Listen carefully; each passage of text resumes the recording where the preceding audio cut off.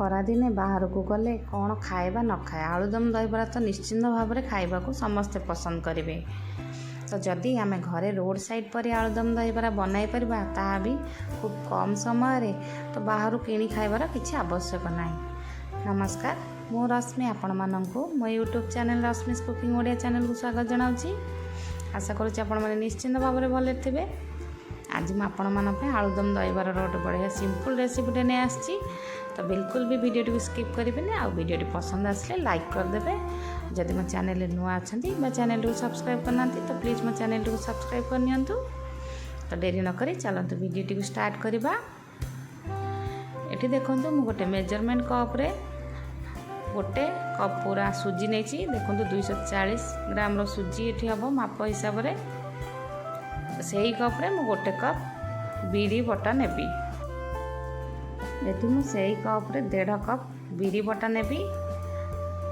ତ ଆପଣମାନେ ଚାହିଁଲେ 2 କପ୍ ମଧ୍ୟ ବିରି ବଟା ନେଇପାରିବେ, କିନ୍ତୁ ଯେହେତୁ ଆମେ ରୋଡ଼ ସାଇଡ଼୍ ପରି ଆଳୁଦମ ଦହିବରା କରୁଛେ ତ ତାଙ୍କ ବରାଟି ପ୍ରାୟ ସୁଜିରେ ହୋଇଥାଏ, ଆପଣମାନେ ଦେଖିଥିବେ। ତ ସେଥିପାଇଁ ମୁଁ ଯେତିକି ବିରି ବଟା ସେତିକି ସୁଜି ନେବି।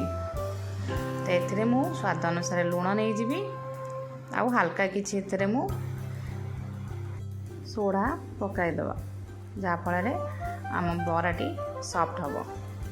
ଏଥିରେ ମୁଁ କିଛି କଟା ଧନିଆ ପତ୍ର ମଧ୍ୟ ଅଳ୍ପ କିଛି ପକାଇଦେବି, ଆଉ ତାକୁ ଭଲସେ ଫେଣ୍ଟି ଦେବା ବା ଗୋଳାଇ ଦେବା, ଆଉ ଘୋଡ଼ାଇକି 15 ମିନିଟ୍ ପାଇଁ ଛାଡ଼ିଦେବା।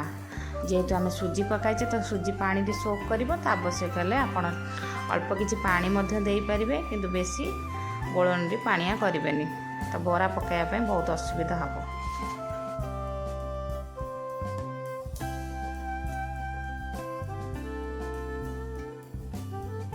ଏବେ ଆମେ ବିରି ସୁଜିକୁ ଭଲ ଭାବରେ ଫେଣ୍ଟି ଦେଲେ, ତାକୁ 15 ମିନିଟ୍ ପାଇଁ ସାଇଡ଼ରେ ରଖିଦେବା। ଚାଲନ୍ତୁ ଆଳୁଦମ ପାଇଁ ଏଠି ମୁଁ 6ଟି ମିଡ଼ିୟମ୍ ସାଇଜ୍ର ଆଳୁକୁ ସିଝାଇକି ଚୋପା ଛଡ଼େଇକି ପିସ୍ ପିସ୍ କରି କାଟି ନେଇଛି।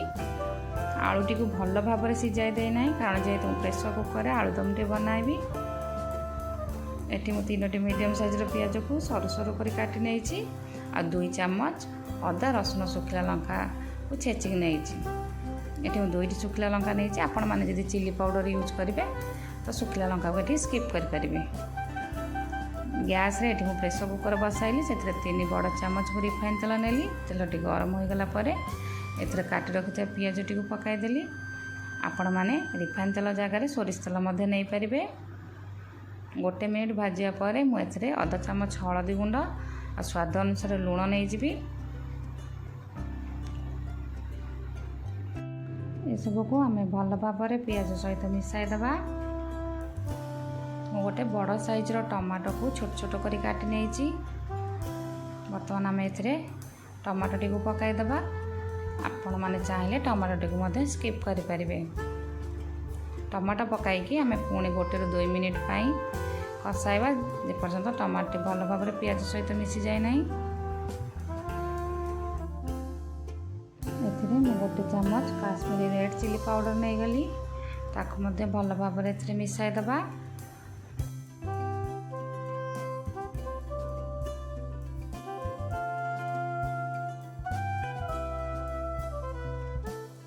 ଗୋଟେ ମିନିଟ୍ କଷାଇ ସାରିବା ପରେ ମୁଁ ଏଠି ଅଦା ରସୁଣ ପେଷ୍ଟର 1 ଚାମଚ ନେଲି। ତ ତାକୁ ଭଲ ଭାବରେ ଆମେ ଟମାଟୋ ପିଆଜ ସହିତ ମିଶାଇକି ଗ୍ୟାସ୍ଟିକୁ ଲୋ ମିଡ଼ିୟମ୍ ଫ୍ଲେମ୍ରେ ରଖିକି 2ରୁ 3 ମିନିଟ୍ ପାଇଁ କଷାଇବା।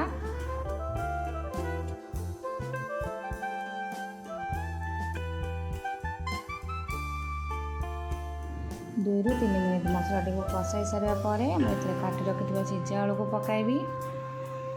ମୁଁ ଅଳ୍ପ କିଛି ସିଝା ଆଳୁକୁ ରଖିବି, ତାକୁ ହାତରେ ଚକଟିକି ଏଥିରେ ପକାଇବି। ଏମିତି କଲେ କ'ଣ ହେବ ନା ଆମର ଆଳୁଦମଟି ବହଳିଆ ହେବ। ବର୍ତ୍ତମାନ ଆମେ ଏସବୁକୁ ଭଲ ଭାବରେ ମସଲା ସହିତ 1 ମିନିଟ୍ ପାଇଁ ମିଶାଇ ଦେବା।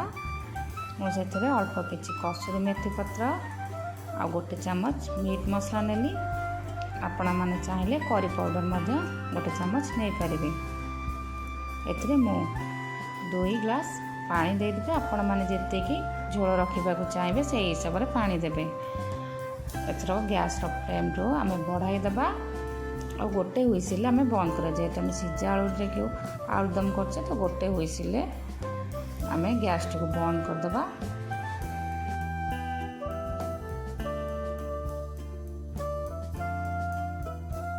ଚାଲନ୍ତୁ ଏବେ ବରା ଛାଣିବା।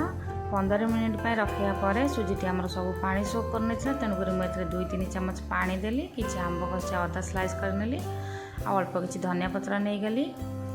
ବର୍ତ୍ତମାନ ଆମର ତେଲଟି ଗରମ ହୋଇଗଲାଣି, ତ ଚାଲନ୍ତୁ ଏଥିରେ ଆମେ ବରା ପକାଇବା।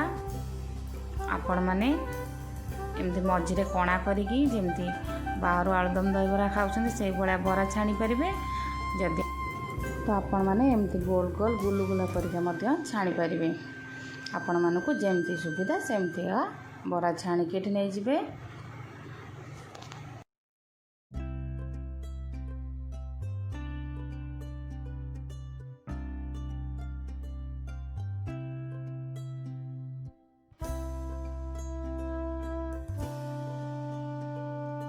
ବର୍ତ୍ତମାନ ଦେଖନ୍ତୁ ମୁଁ ସବୁତକ ବରା ଛାଣିକି ଏଠି ନେଇଗଲି। ଆମେ ବରା ଗୁଡ଼ିକ 10 ମିନିଟ୍ ପାଇଁ ଥଣ୍ଡା କରିବାକୁ ରଖିଦେବା। ଏପଟେ ଦେଖନ୍ତୁ ଆମର ଆଳୁଦମ୍ଟି ଭଲ ଭାବରେ ହୋଇଯାଇଛି। ତ ଏଥିରେ ମୁଁ 1 ଚାମଚ ଗରମ ମସଲା ପକାଇଦେବି, ଆଉ କିଛି ଧନିଆ ପତ୍ର ମଧ୍ୟ ଏଥିରେ ପକାଇକି ନେଇଯିବେ।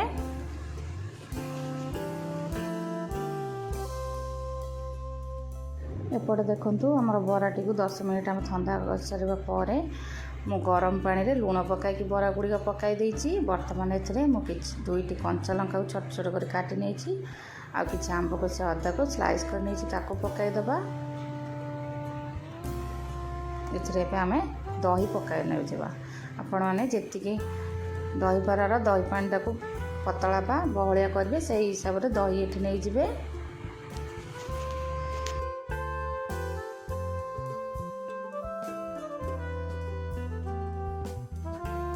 ଦହି ପକାଇ ନେବା ପରେ ମୁଁ ଏଥିରେ ଆଳୁଦମ୍ ଦହିବରା ପାଇଁ ଯେଉଁ କାକୁଡ଼ି, ପିଆଜ, ଧନିଆ ପତ୍ର ଚୁନ ଚୁନ କରି କାଟି ନେଇଥିଲି ସେଥିରୁ କିଛି ପକାଇଦେବି।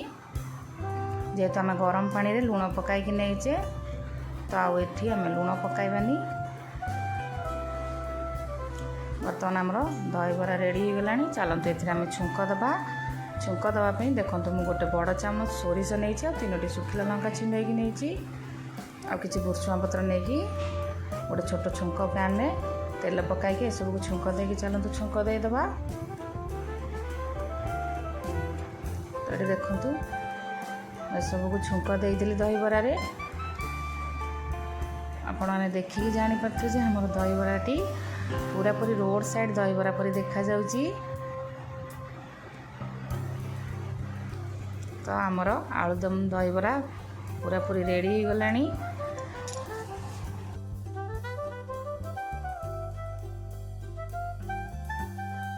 ଏଠି ଦେଖନ୍ତୁ ମୁଁ ଦହିବରା, ଆଳୁଦମ୍, ସେଉ, କାକୁଡ଼ି, ପିଆଜ, ଧନିଆ ପତ୍ରକୁ ଚୁନ ଚୁନ କରି କାଟି ରଖିଛି, ସୋଲ ଦାନା ଆଉ ପ୍ଲାଷ୍ଟିକ୍ ସ୍ପୁନ୍ ବି ରଖିଛି, ଆଉ ବିଟ୍ ଲୁଣ, ଜିରା ଲଙ୍କା ଗୁଣ୍ଡକୁ ମଧ୍ୟ ରଖିଛି।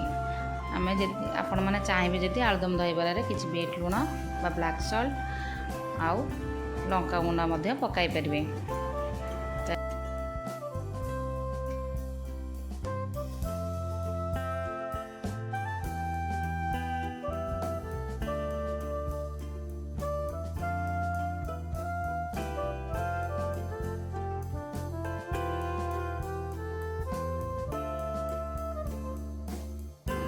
ଦହିବରା ବିକ୍ରିବାଲା ଯେମିତି ସୋଲଦାନାରେ ଦହିବରା ବାଢ଼ିକି ଆମକୁ ଗରମ ଗରମ ସର୍ଭ କରନ୍ତି, ତ ସେହିପରି ଭାବରେ ମୁଁ ସୋଲଦାନାରେ ଦହିବରାଟିକୁ ରେଡ଼ି କରିଦେଲି। ତ ଦେଖିକି ଆପଣମାନେ ଜାଣିପାରୁଥିବେ ଯେ ଆଳୁଦମ୍ ଦହିବରାଟି କେତେ ବଢ଼ିଆ ଭାବରେ ହୋଇଛି। ଆଶା କରୁଛି ଆପଣମାନଙ୍କୁ ଆଜିର ଭିଡ଼ିଓଟି ନିଶ୍ଚିନ୍ତ ଭାବରେ ଭଲ ଲାଗିଥିବ। ତ ପ୍ଲିଜ୍ ମୋ ଭିଡ଼ିଓଟିକୁ ଲାଇକ୍ କରିଦିଅନ୍ତୁ। ଚ୍ୟାନେଲଟିକୁ ସବସ୍କ୍ରାଇବ୍ କରିନଥିଲେ ଚ୍ୟାନେଲଟିକୁ ସବସ୍କ୍ରାଇବ୍ କରିନିଅନ୍ତୁ।